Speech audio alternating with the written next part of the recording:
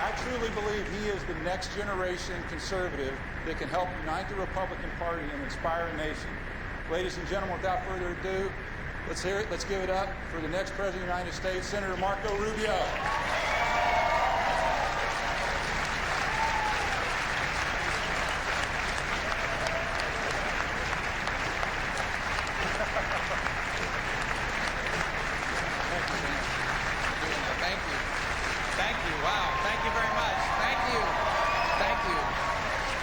Thank you very much. I appreciate it. Thank you for being here.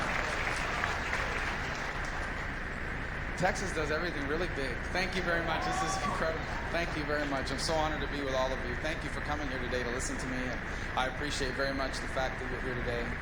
And I want to talk to you about this election and the future of America. And I hope that I can earn the vote and the support of every single person here, and that you'll go out and find more people to support this cause, because this election is so critical for the future of America. So let's start with something that I think every one of us would agree with. All right, geez.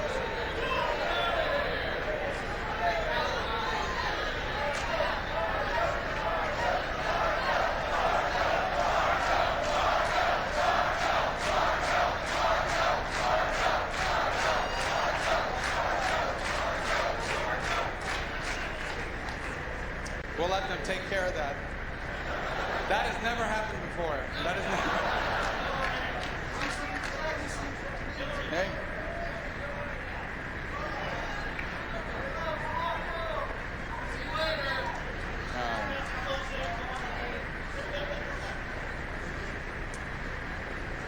All right, let's start again. Let's rewind it.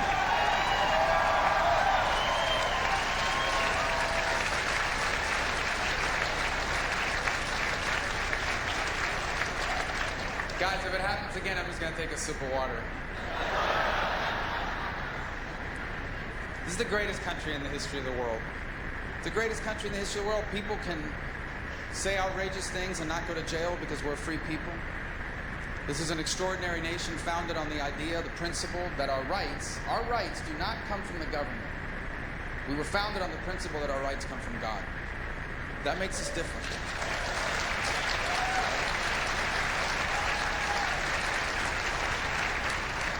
So you know what flowed from that right? Our embrace of free enterprise. An extraordinary economic system where you can go as far as your talent and your work will take you. And as a result, we became the most prosperous people in the world. We embraced individual liberty that made us the freest people that have ever lived. And the result was this extraordinary country. A nation that has served as an inspiration to people everywhere. A nation that has drawn people like my parents in search of a better life. There has never in the history of mankind been a country like America. Ever. But I want you to understand that now, as I run for president, I get to travel America quite a bit. I get to go to Texas. I get to obviously spend a lot of time in Iowa and in New Hampshire and South Carolina and Nevada. I get to talk to people everywhere, at the grocery store in my hometown of Miami. And I want to share with you that people are really frustrated and concerned. And maybe you are as well. They say things to me like, I don't recognize my own country anymore. They say things to me like, I feel left out in my own country. I feel out of place in my own land. I feel like an outsider in the nation that I grew up in. And the question we have to ask ourselves is, why is this happening? Why is it that the greatest country in the world feels like it's headed in the wrong direction so fast? And I believe it's because in 2008, the United States elected as president a person who wasn't interested in fixing what was wrong with America. We elected someone as president who wanted to fundamentally and radically change America. And we are paying the price. We elected as president someone that does not believe in free enterprise. They give lip service to free enterprise, but they do not believe in it. They believe free enterprise is a flawed system in which only a few people make all the money and everybody else gets left behind. And that's why today you see this rhetoric that basically makes it sound like if you are successful, if you've made money, if your business is doing well, you must have done something wrong. You must be cheating your customers. You must be cheating your employees. And so they undermine free enterprise. A government takeover of our economics. A government takeover of healthcare. Even an effort to have government, the federal government, take over our schools through Common Core. You can go ahead and clap because I don't like it either.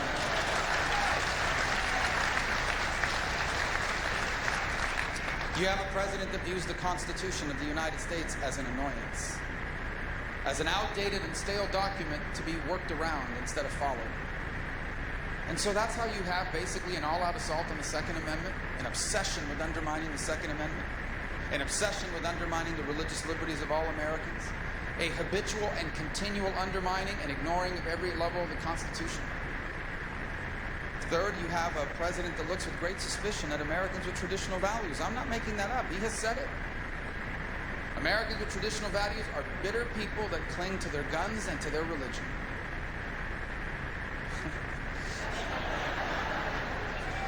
Somebody said amen.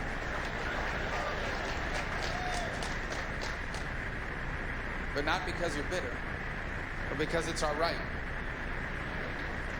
And then you have a president that views America as an arrogant global power. Not a great nation, but a nation that needs to be humbled, cut down to size. And that's why you get what we have now. We have a foreign policy that we cut deals with our enemies, but we betray our allies. And we're destroying our military. We are eviscerating our military with these defense cuts. And you have a president that goes around the world apologizing for America on 10 separate occasions. Apologizing for America.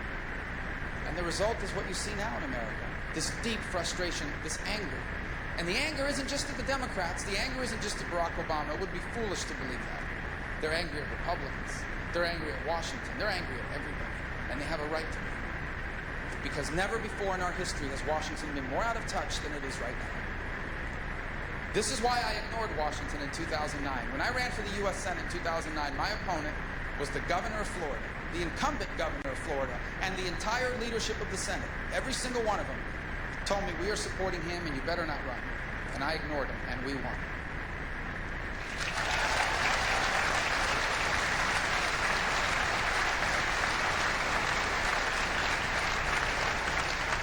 And now when I decided to run for president, some of the exact same people came forward again and said, you can't run. It's not your turn. You got to get in line. You have to wait. And I asked myself, wait for what? Wait for what? We can't, this is no time for patience after 7 years of Barack Obama. If we get this election wrong, there may be no turning back for America. And so that's why I chose to run for president. That's why I'm proud to be with you here today. Because the first thing this country needs is a president that understands what our people are facing, and I understand. You know why I understand what people are facing? Because I have lived many of the same things people are facing. I want to know, how is Hillary Clinton going to lecture me about people that live paycheck to paycheck?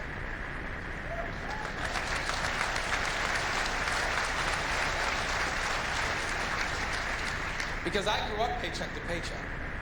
I have lived paycheck to paycheck. I want to know how she's going to lecture me about student loans. I actually had a student loan. I paid it off just 4 years ago with my book, An American Son, now available on paperback. Why do people always laugh when it's true, it's available on paperback. I want you to buy it. Anyway. And American Dreams, the follow-up to it too. But anyway, all right, so it doesn't matter because I'm going to win Powerball tonight and none of this will matter.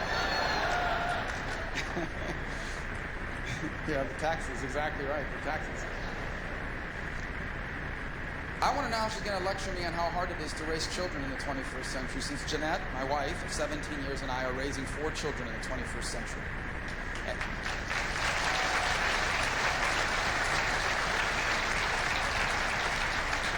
And it is harder than ever. We have to work harder every year that goes by to ensure that our children grow up with the values that we teach in our home and in our church, instead of the values that they're trying to ram down our throat in the movies, in music, in the media, in the popular culture.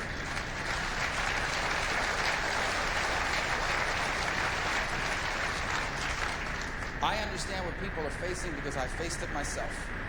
Because people that I love in my family are facing it now. We do need a president that is frustrated and angry and upset about the direction of our country, but that alone will not be enough. We also need a president that knows what to do about it. We also need a president that knows exactly what it will take to turn America around, and I do, and when I'm president, we will do it. And it will begin on my very first day. On my very first day, the first thing I'm going to do is take the oath of office, which means I'm going to place my left hand on the Bible and my right hand in the air, and I am going to swear before the nation and under the eyes of God to defend and protect and uphold the Constitution of the United States, and unlike Barack Obama, I will actually do that.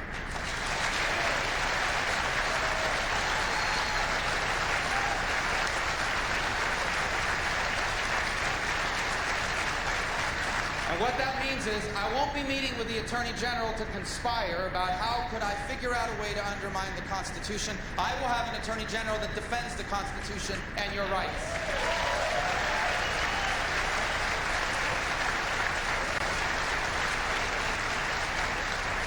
I'm not going to appoint judges to the Supreme Court, or any court for that matter, who believe that the Constitution is a living and breathing document.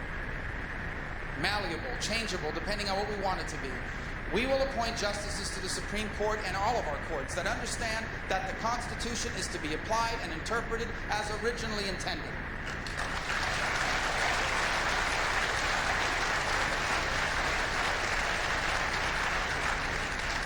And then I'm going to get to the Oval Office. And on my first day in office, I'm going to walk in, I'm going to sit behind the desk, and I am going to immediately repeal every single one of Barack Obama's unconstitutional executive orders.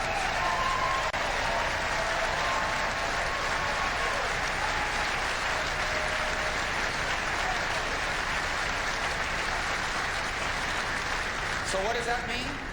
That means all of these crazy rules from the EPA, the Employment Prevention Agency is what I call them, the EPA. Every single one of their crazy rules on my first day in office, they're gone. Every single one of them. Any ongoing effort by any federal agency to impose Common Core on our school districts on my first day in office, those efforts are gone.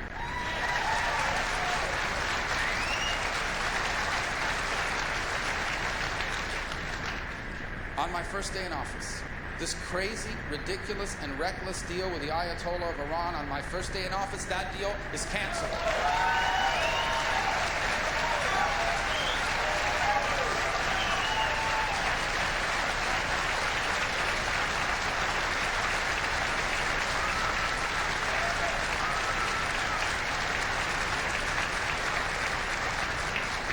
There's more work to be done. We need to fix our political process. Let me tell you how you're not going to fix certain things. We need term limits in America on our members of Congress. We need term limits on judges. We need a balanced budget amendment. If you are waiting for Congress to pass term limits on themselves, you are going to be waiting a very, very long time. Here's the good news. I believe with all my heart, one of the reasons why I know America is a nation set apart and blessed by God is that it happened to be a place where there were multiple geniuses all living together at the same place at the same time. And they were the framers of our Constitution. And you know what they did? They wrote into the Constitution, particularly Madison, a provision under Article 5 that allowed you, the people, to take control of your government if the federal government got out of control. I think the federal government's out of control. Now is the time to use that. And here's how. There is a citizen effort now called Convention of the States. And what it says is that the people of the United States working through the states can call a constitutional convention, a limited one, meaning they can't open up the First Amendment, they can't take away the Second Amendment. It'll be very limited convention. Here's the only thing that we'll be able to do. Term limits on Congress, term limits on the Supreme Court and all federal judges, and a balanced budget amendment.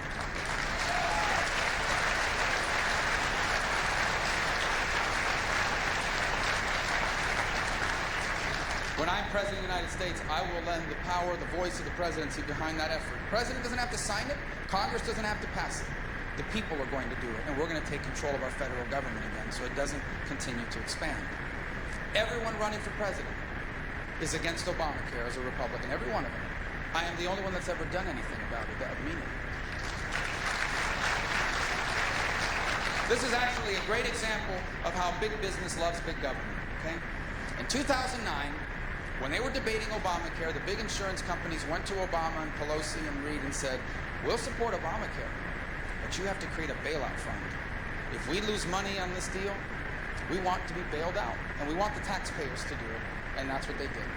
In Obamacare, they created a bailout fund with taxpayer money. Well, in 2014, I was able to get that bailout fund wiped out, and we saved the American taxpayer $2 billion.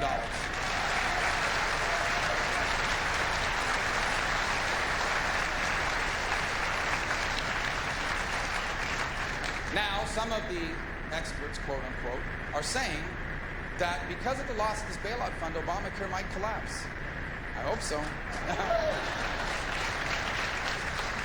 But whether it does or doesn't, when I'm President of the United States, we will once and for all repeal and replace Obamacare, and we're going to put you back in charge of health insurance decisions.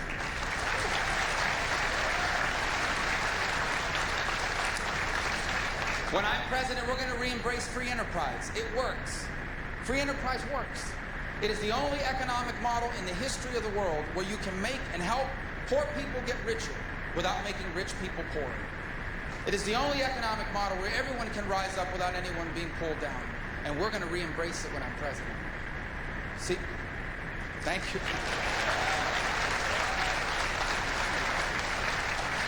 I think it tells you how far we've come as a country that a president has to say, I am for free enterprise. But we're going to mean it. Well, you know, presidents don't create jobs. I always chuckle when I hear a governor or a mayor or a politician say, I created 1 million jobs when I was whatever. Well, if that's true, that means you grew government by 1 million jobs. The private sector creates jobs. You know what our job is? Our job is to put in place policies that make America the easiest and the best place in the world for the private sector to create those jobs.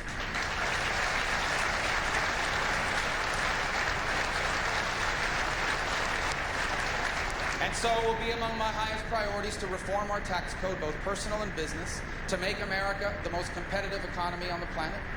It will be my priority to roll back federal regulations and cap them with a regulatory budget that limits how much federal regulations can cost our economy.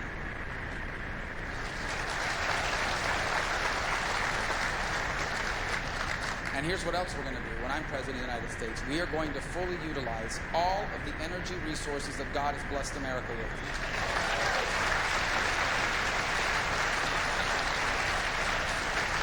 And so, as long as it's driven by the market, I want us to lead the world. Wind and solar and renewables and biofuels and energy efficiency. If the market bears it, I want to lead the world in all of that. But we are going to produce more oil and more natural gas when I am President of the United States.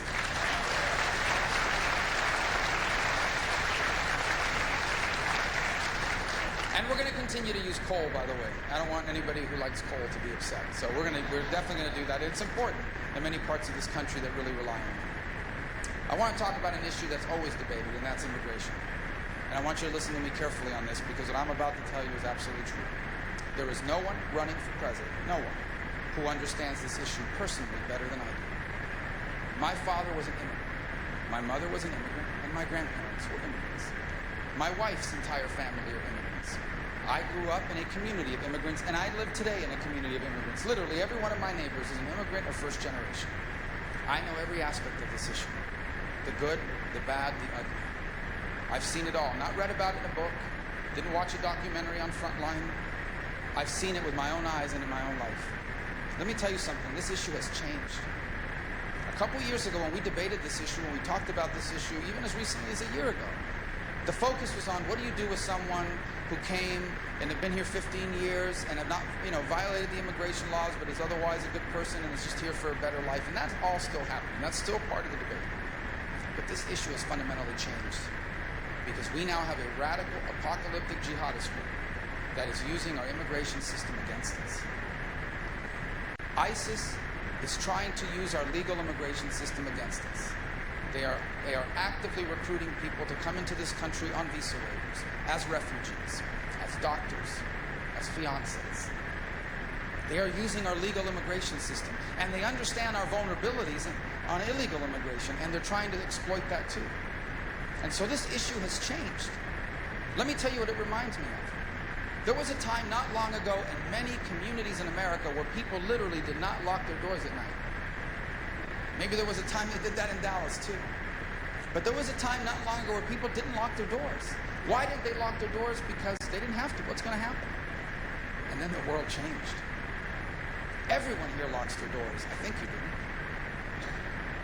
Why do you lock your doors? Do you hate the people outside your home? You lock your doors because you love the people inside your home. And that's why immigration today is different from what it was 5 or 10 years ago.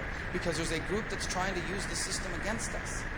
And so when I'm President of the United States, if we don't know 100% for sure who you are, and 100% for sure why you are trying to come, we're not going to be able to let you in, because our number one obligation is to keep us safe.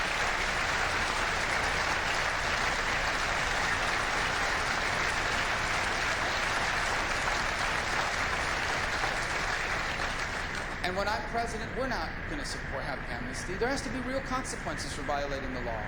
And if you're a city that is flouting our immigration laws, a sanctuary city, you're going to lose your federal funding. And if you're a criminal...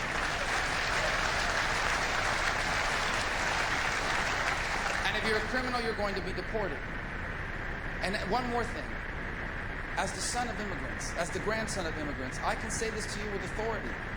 Enforcing our immigration laws is not anti-immigrant. It is what sovereign countries do.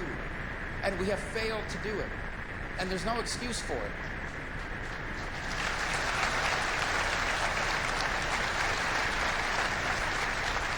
We know what it will take to enforce our laws, and Texas is a state that's deeply impacted by it. What will it take? It will take really completing, actually doing the 700 miles of walls and fencing that is required by law, but they've never done. It means hiring at least 15,000 to 20,000 new Border Patrol agents. It means having at least $3 or $4 billion of new technology and sensors and cameras on key sectors of the border. By the way, not just because people are trying to cross, but because drugs are trying to cross, and potentially terrorists as well. It means having a mandatory E-Verify system to shut off the jobs magnet that draws people here illegally. It means having an entry-exit, biometric entry-exit tracking system, so that if someone overstays a visa, we know who they are, where they are, and how to find them. That's about 40% of the problem right there. And if we do all of those things, we are going to bring illegal immigration under control.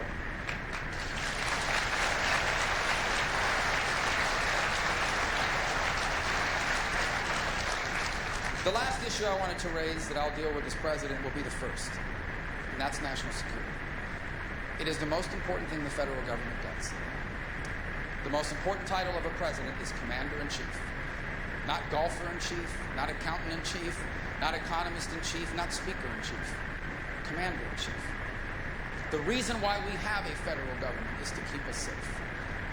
Most of the responsibility of government belongs to the family, the most important government in society, followed by local communities and then states. That is where the power when it comes to government truly resides. The federal government's job is primarily to keep us safe. And I am telling you that it is failing in that regard. I've already described to you our defense cuts, and they are significant. Is there waste? Is there fraud? Is there abuse in the Pentagon? There is, and we should root it out. Every dollar that's wasted is not defending us. But we cannot keep America safe with the smallest army since World War II, the smallest Navy in 100 years, the smallest Air Force ever. That's why, as president, my number one priority on national security is to rebuild the U.S. military, because the world is a safer and better place.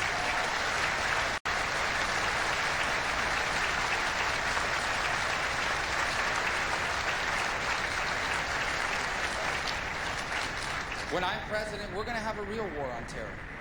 A real war, not a rhetorical war on terror.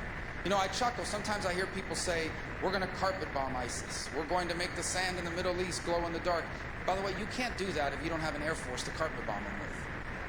That's why these defense cuts are so serious. We need to have a real war on terror. It begins by acknowledging who the enemy is. The enemy is a radical movement motivated by their radical interpretation of their faith. In the case of ISIS, it's an apocalyptic movement who believes that their job is to trigger an Armageddon-style showdown in the city of Dubuque. Interesting, a few weeks ago I mispronounced it. I said the city of Dubuque, and people in Iowa freaked out. Dubuque. No, not Dubuque. Dubuque. D-A-B-I-Q. But guys, this is what they believe. They believe that there's going to be this final showdown between the West and them in the city of Dubuque in northern Syria. And when that showdown happens, they're going to win, and the 12th Imam, which is their messianic figure, is going to emerge from hiding, and the whole world is going to have to live under their interpretation of Islam. Now, for you, it sounds like a movie. It sounds like something in a novel. It sounds like something that's never going to happen. That's not the point. The point is that these guys believe. This is what motivates them, and it tells you they're not going to turn into stockbrokers. They're not going to go out and open a chain of car washes. We're either going to have to defeat them or they will defeat us, and they are willing to invest hundreds of years in this. 2 days ago, ISIS executed what they said were 5 British spies. And this guy with those masks that they always wear because they're cowards and never show their face. So with this mask that he wears, with this British accent, he says to the Prime Minister of Great Britain, "You're a fool, because you don't understand. We love death as much as you love life. This is who we're dealing with here. Either they win or we win. They must be defeated. And we're going to have a real war on terror, and here's what that's going to look like. The most capable intelligence agencies in the world are going to tell us where they are. The most capable military in the world is going to destroy them. And if we capture any of them alive, they're going to get a one-way ticket to Guantanamo, Cuba, where we're going to find out everything they know."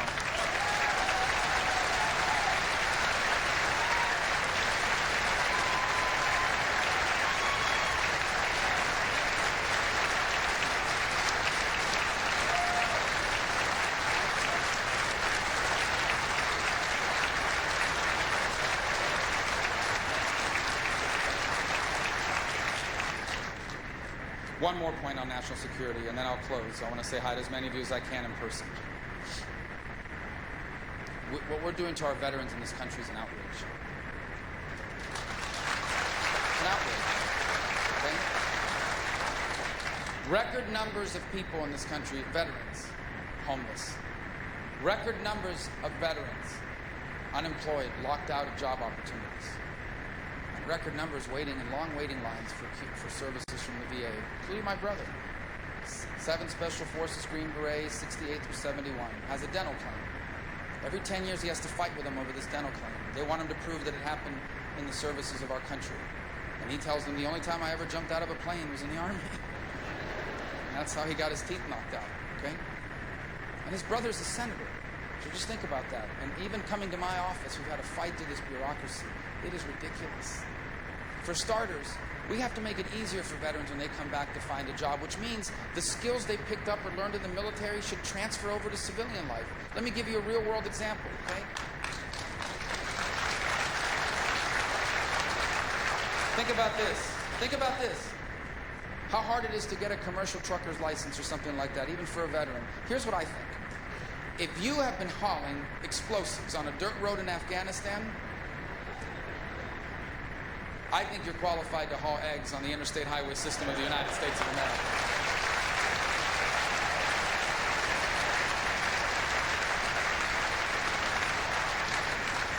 If you served 2 tours of duty in Iraq, I think that's worth at least 3 or 4 credit hours in Middle Eastern affairs at a university. And then the other on the VA. Look, there are good people working at the VA.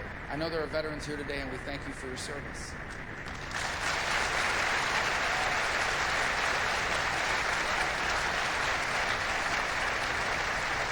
And if you've been to a VA, you know that there are really good people there. They're veterans, they care for the veterans, they work really hard. And then there are some people that are not doing a good job. And those people that are not doing a good job are likelier to get a bonus than they are to be fired. When I'm President of the United States and you work in any agency in government, especially the VA, and you're not doing a good job, you're going to get fired.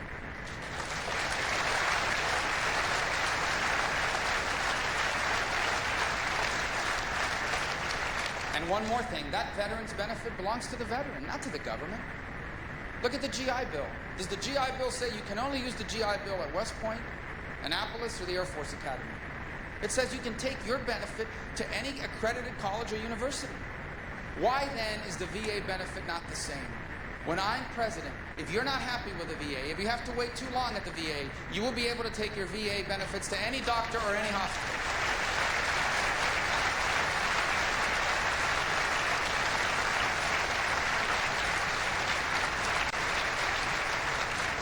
So in closing, here's the truth, and it's hard. Here's the truth. The truth is America's still a great country. Nothing like it in the world. But it is a great country in decline. And that's hard to hear. We are on the verge of being the first Americans that leave their children worse off than themselves. If we stay on the road we are on right now, we are going to have to explain to our children and grandchildren why we did this to them and to America. We are on the road to decline, and we are running out of time to fix it. Here's the good news. It doesn't have to remain this way. Because we're not a weak people. We're not a weak nation. We just happen to have a weak president. And this year we're going to change that.